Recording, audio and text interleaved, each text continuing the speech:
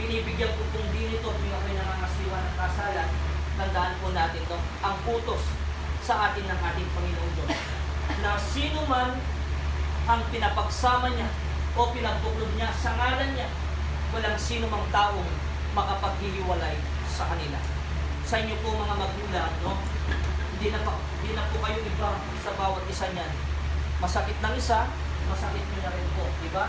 Ang mga anak niyo po, sila yung nagdugtong sa inyong relasyon bilang isang magkapatid, no? Alam ko po sa inyo mga magulang, wala po kayong hinangad na hindi maganda para sa inyong mga anak, no? Nandito po sila ngayon, sila naman yung maharap, sila po yung tatayo ng kanilang sariling pamilya. Sana po kung paano yung pagmamahal, yung pag-aaruga, sana mas lalo po natin sila gabayan ngayon sa bagong buhay na pinapasok nila upang sa ganun mabigyan nila ng magandang kinabukasan ang yung mga apo na kanilang magiging anak. Sa oras din ito, Nopsi and Ruby, sa harapan ng ating Panginoong Diyos, sa harapan ng tao, kayong dalawa ngayon ay hindi na mabibilang na dalawa, kundi kayo ay magiging isa na lamang sa lahat.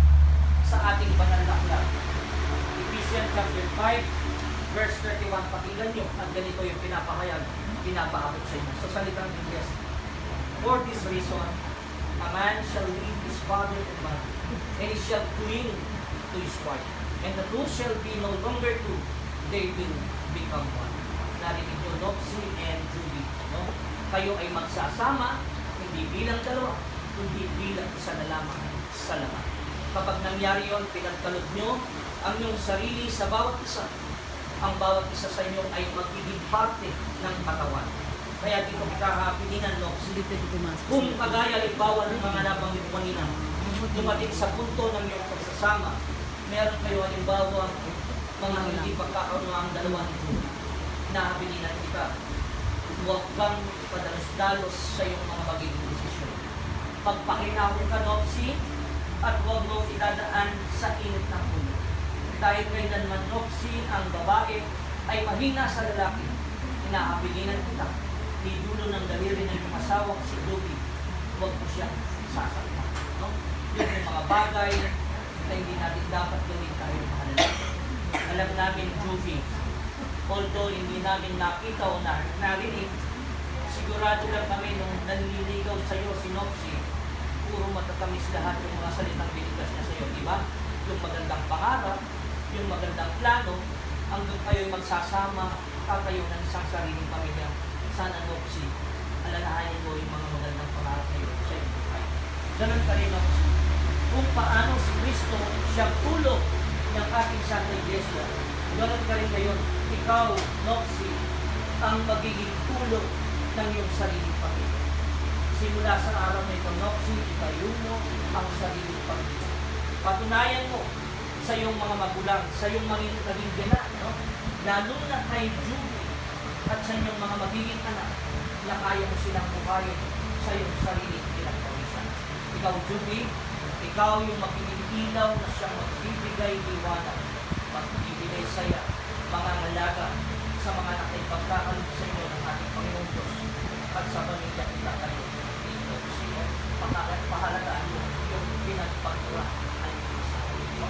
Ilan lamang ito sa mga responsibilidad, obligasyon na ipinabanggit kayo sa inyo. Sana gawin ito sa abot ng iyong makakayanan sa ganon, maging matagumpay at mabungang yung pagsasama bilang isang mag-asawa. Kagaya ng napansin ko kanina, Jubilee, no? Maganda yung pangalan ng asawa mo, kakaiba. Nopsi. Ayaw ko sanang mababalikan. Baka pagkalipas lamang ng ilang buwan, nagawi ako sa inyo at nabalitaan ko na lang, pinalitan mo pala ang pangalan ng asawa mo at ginawa mo ng Andres. Ang ibig kong sabihin doon, dahil si Nopsi ay siyang natalaga bilang maging ulo ng iyong pamilya, pasakop ka sa kanya. Tandaan mo, Juby, ay naman ang babae, hindi siya pwedeng maging ulo ng kanyang pamilya. Bari-bari ako kung sa babae. Kagaya ni Kristo, iba? Ulo ng ating Santa Iglesia, kaya ganon, pasakop ka kay Nopsi. At ikaw naman, Nopsi, hindi ko mo narinig ko ngayon, pasakop sa iyo si Juby baka abusuhin mo naman yung bagay na yun. Hindi mo ikaw yung ulo, kahit makakasama na sa iyong pamilya, pipilitin mo pa rin, hindi gano'n. Dapat isipin mo dito kung ano yung magiging magandang kapakanan, no? Para sa magandang pinabukasan natin pamilya, yun yung unahin. There are times, no, may mga desisyon minsan na mahirap gawin, di ba? Sa ating mga padre di pamilya. Pero huwag kang mag-alala. Sabi nga sa kasabihan, that behind a successful man stands a woman telling him what's right and avoiding what's wrong. Huwag mo kalimutan mo. Ano man yung tagumpay na makamtan mo, no? Lalo na sa inyong pagsasamang dalawa. Nandyan si Joby bilang kabahagi ng yung tagumpay. Pagpapaalala kung ano yung makakabuti para sa inyong pamilya. No? Pahalagaan nyo ang papel nyo sa bawat isa. Kauli-hulihan na lang ito. Alam nyo, Lopsy and Joby, ang buhay may asawa, madalas inahalin-bulan mo sa isang putayang ulam. Sigurado ko meron kayong paboritong ulam. Meron po tayong kanya-kanyang paboritong ulam. Bakit natin naging paborito yun? Una, nang dahil sa lasa o yung sangkap na hinahanap natin, di ba? Ang buhay may asawa, hindi ko masasabing masarap ang pagsasama nyo kung wala itong tatlong sangkap na ating bago natin. Dapat manatili bilang sangkap yung pagmamahal sa bawat isa. Yung respeto. At pangatlo, yung tiwala sa bawat isa sa iyo. Pagmamahal. Paano kayo humarap ngayon dito sa oras na ito kung walang pagmamahal na nagpupunod sa inyong dalawa? Sigurado ko hindi naman kayo tulog. Merong bang pinilit sa inyo? Wala. Nang dahil sa pagmamahal. Kaya kayo ay narito sa ngalan ng ating mahal na alkalde, pagtutuloy ko kayo. Pangalawa, respeto. Hindi po mo pagkatapos ng iyong kasal, asawa niyo na ang bawat isa sa inyo. Baka gagawin niyo na lang yung gusto niyo gawin. Dapat igalang niyo pa rin ang karapatan ng bawat isa sa inyo. At ito yung iwasan niyo. Kung sakali, sadyang hindi maiwasan, no?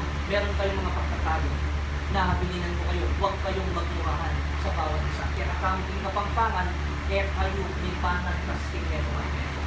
Alam niyo kasi pag yung mag-asawa, nagmumurahan, masakit ng pakinggan sa tenga, pangit pa sa mga taong nakakarinig. Diba? Walang respeto sa bawat isa sa inyo. Kung sakali, sadyang hindi natin maiwasan dahil tao lamang po tayo, minsan nadadala tayo sa bugso ng ating damdamin, di ba? Nagkasalubog, parehong mainit ang ulo. Wala mo muna ang isa, di ba? Saka pag lumamig na, maayos ang lahat, mag-usap kayo kung ano yung ayaw mo, di ba?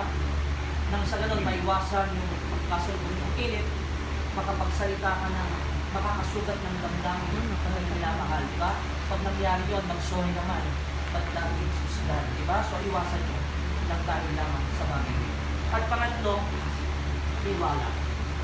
Try to imagine Nopsy and Joby walang tiwalang nagbubuklod sa inyong pagsasama bilang isang mag-asawa. Isipin nyo, anong kapupuntahan nyo? Of course, wala, di ba? Pagbukas pa lang ng umaga, away na. Just because walang tiwalang nagbubuklod sa inyong pagsasama bilang isang mag-asawa. Kaya sana Nopsy and Joby, itong tatlong sangkap na aking binabahagi ngayon sa inyo, sana huwag niyong kalimutan, no? Manatili bilang sangkap ng inyong pagsasama, bilang isang mag-asawa. Yung pagmamahalan, respeto at tiwala sa bawat isa sa inyo. At ito yung dagdag na sangkap, yung komunikasyon ng bawat isa sa inyo. Di ba? At least man sa maghapong pagpapagaling o pagtatrabaho, yung bago man kayo matulog, magkwentuhan kayo, di ba? Ano yung nangyari sa loob ng maghapon? Ano yung mga plano natin sa mga darating na panahon, di ba? Napakaganda sa samahan ng isang magkasama para lalo kayong matibay ang iyong pagsasama o yung pangako. At ito yung huwag mong kakalimutan sa lahat, Nopsy and Joby. Sa inyong pagsasama, huwag mong kalimutang ilagay ang ating Panginoong Diyos sa sentro ng iyong relasyon. Ang sa ganon, anumang bagay na dumating sa inyong buhay, anumang pagsubok na inyong harapin sa mga darating na panahon, ay kaya nyo matagpasan. Dahil tayo po ay lubos na nananalig, naniniwala sa ating Panginoong Diyos. Kapag kasama natin siya sa ating buhay, tandaan niyo, Nopsy and Jubilee, tumawag lamang kayo sa Kanya at sigurado ko, lagi siyang nariyan, tutugon sa inyong mga pangangailangan. So, dito na lamang ang pagbibigay ko ng aral sa inyo. Sana sa bagong buhay na pinapasok ngayon, bilang isang mag-asawa. Maging tapat kayo sa inyong magiging sunumpaan sa oras na ito. Patnubayan kayo ng Panginoong Diyos. Pagkalan kayo ng maraming grasya at patnubayan ang inyong mga magiging anak. Tumayo po tayo. Nag-aaral at ganda.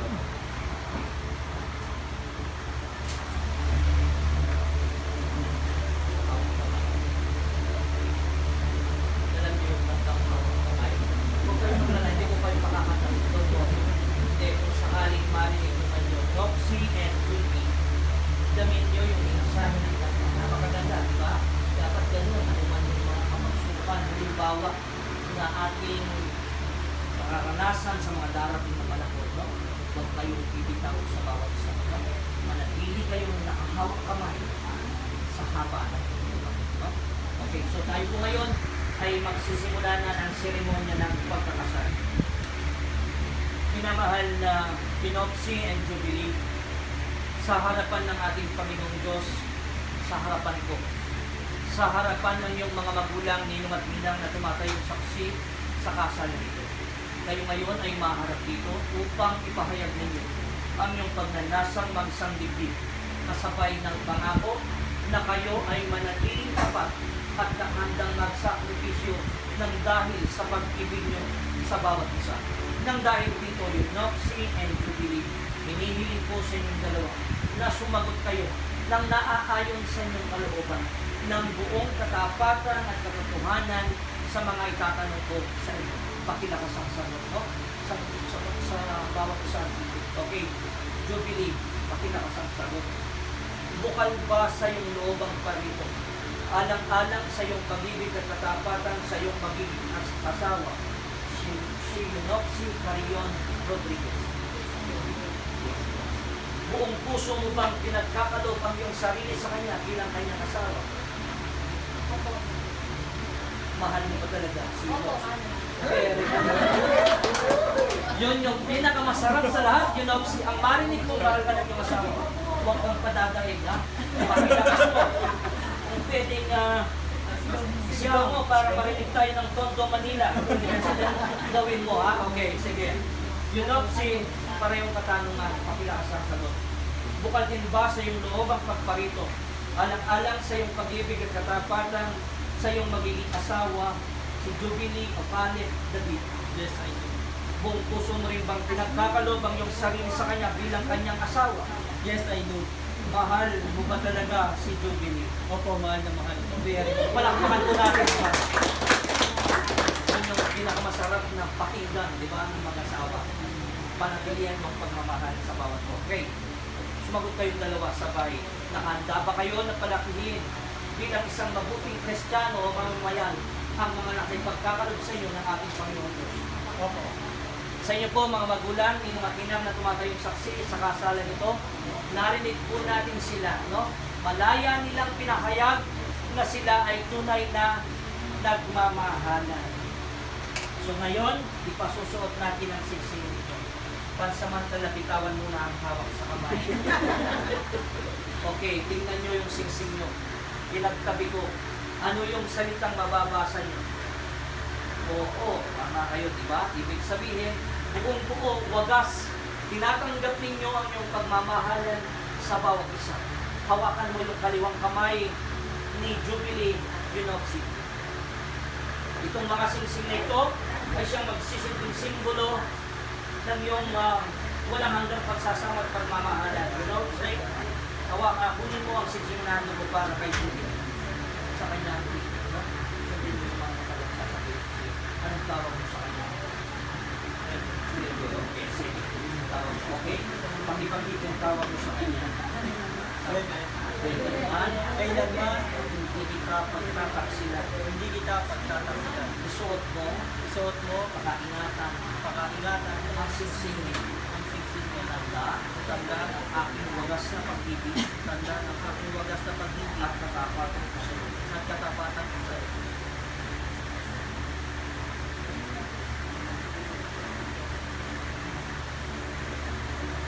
Okay, ganun din.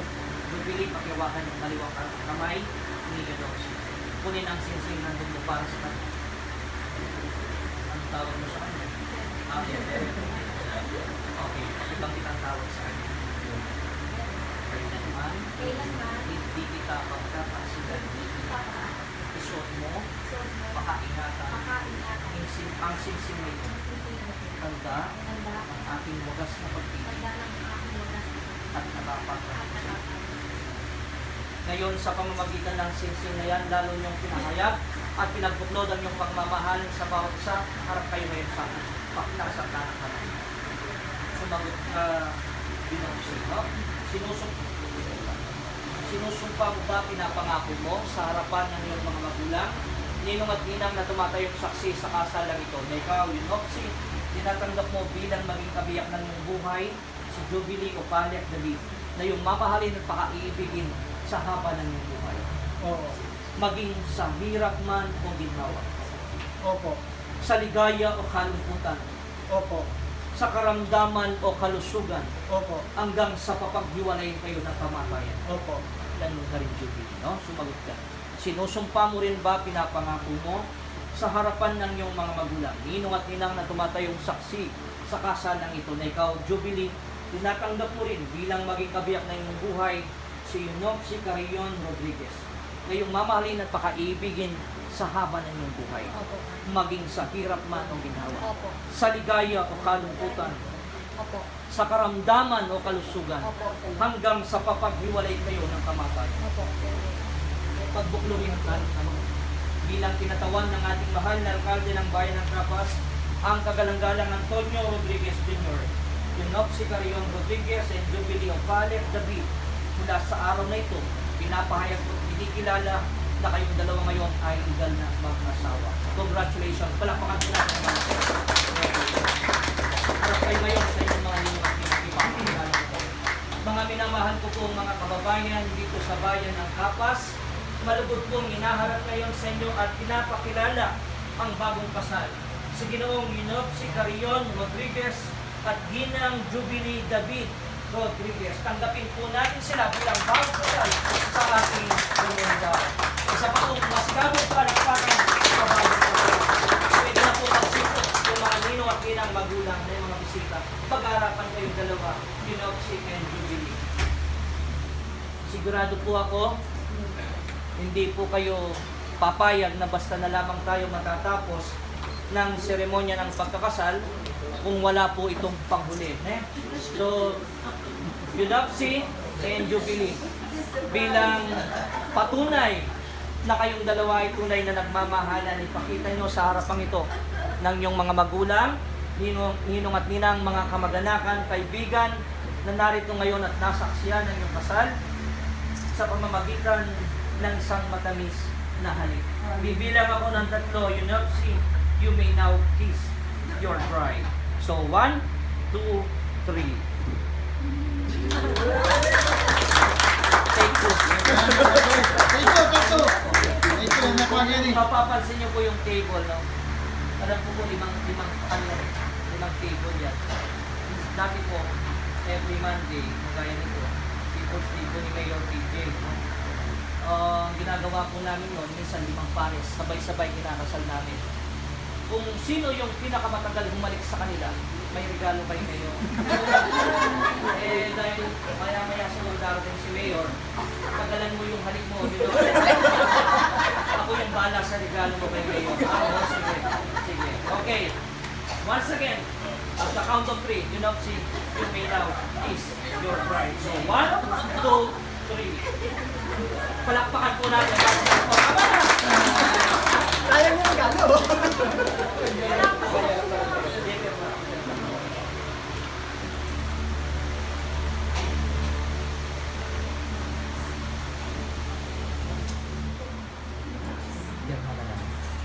Walang mali sigurado kayo. Kasi pag na-registro to,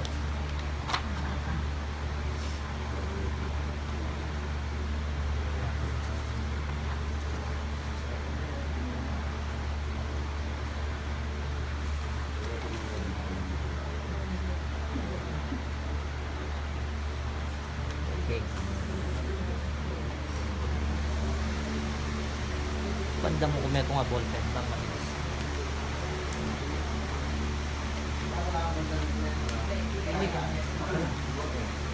Halika rin. Ay, big copy yan. Yes. Sige. Tayo kayo sa ako. Tatawagin ko yung mga ninong natin para dito. Okay, tatawagin ko po yung mga ninong natin.